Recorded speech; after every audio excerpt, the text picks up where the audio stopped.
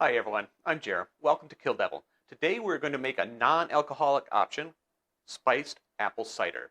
For those of you who are new to the channel, I will use this as an ingredient for a rum recipe in the next video. If you're returning, or if you're new, feel free to subscribe, hit the notifications so you don't miss out on that recipe. If you just want the recipe for this cider, hit the timestamps down below. Otherwise, listen to me talk.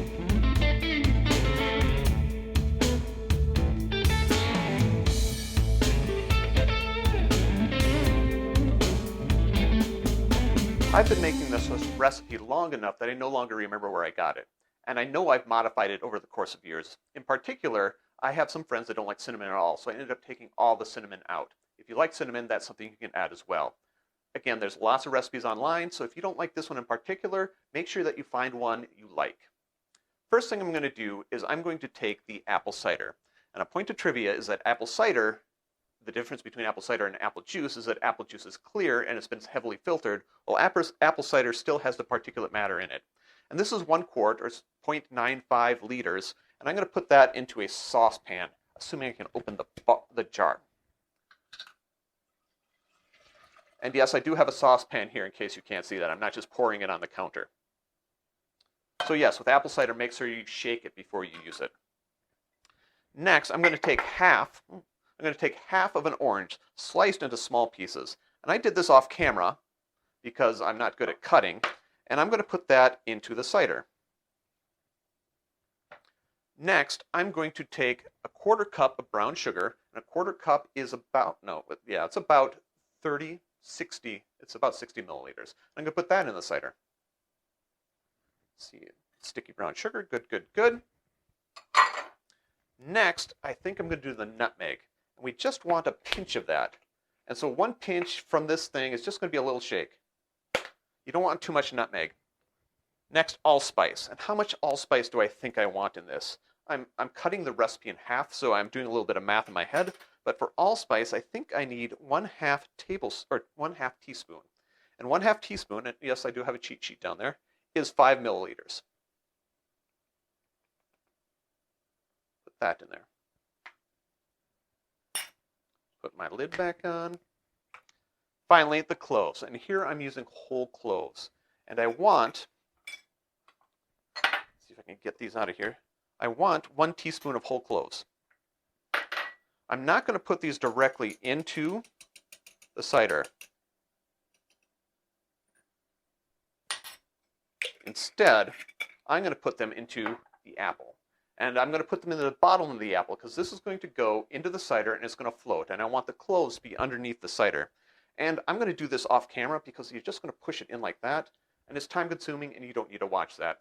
We'll see in a moment. All right, the apple is cloved. And if you're more creative than me, you can maybe make a beautiful pattern down there if you want. The reason we put it in the cloves in the apple is so that we can use the whole clove. And you don't have to worry about filtering out the clove studs when you're done. So I'm going to float that in the saucepan. Now I'm going to take this over to the stovetop and we're going to cook it up. All right, if you take a look at the stuff in the saucepan, you'll notice that the apple is floating closed down. That's what we want. Also notice that the seasoning, the spices have not quite set up yet or mixed in, so I'm going to give it a couple of stirs. And make sure my apple is still bottomed down. Okay, I'm going to turn on the heat. I'm going to put it on a low heat. I'm going to bring it to a low boil. And this will take some time. Okay, here we are boiling. And you'll notice my apple flipped. And I don't know if you can see this, but the skin also cracked. That's not a big deal. I did keep turning it over. Sometimes the pressure inside the apple builds up enough that it cracks. But this is a good opportunity for me to show you the next step for real. So I'm going to turn off the heat. And I'm going to bring it over to my countertop. Pardon the hot mitt. It's my wife's. It's sized for her hand, not mine, so it makes my hand look really, really small. The next step to make this apple cider is actually to set up a straining system. So I've got a fine mesh strainer, and I've got a second saucepan. And I'm going to strain strain this out of there. Maybe I should have grabbed 2 of them, but let's try not to burn myself. This will catch the orange slices, the clove bits, and the apple. There may have been a better way to turn this so you can see. All right. Shake the strainer a little bit. And these oranges are good. You can use them for cooking if you know what to do with them. My wife does stuff with them. I don't know what to do with them, so I usually just toss them myself. Now, how do you serve this? And unless you're going to drink it all by yourself, you probably want a smaller cup.